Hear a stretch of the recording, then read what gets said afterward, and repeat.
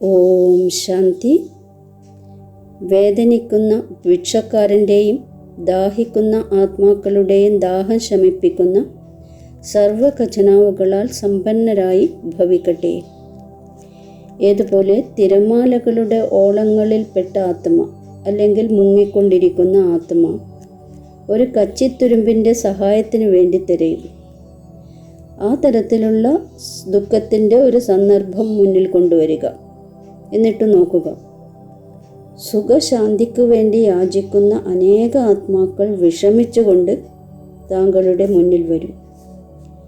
ആ ദാഹിക്കുന്ന ആത്മാക്കളുടെ ദാഹം ശമിപ്പിക്കാൻ വേണ്ടി സ്വയമിനെ അതീന്ദ്രിയ സുഖവും സർവശക്തികളും കൊണ്ട് സർവ ഖജനാവുകളും കൊണ്ട് സമ്പന്നമാക്കുക, നിറവുള്ളവരാക്കുക.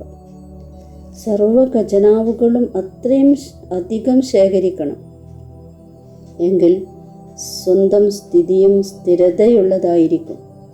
കൂടാതെ അന്യ ആത്മാക്കളെയും കൂടി സമ്പന്നരാക്കാൻ സാധിക്കും. ഓം ശാന്തി.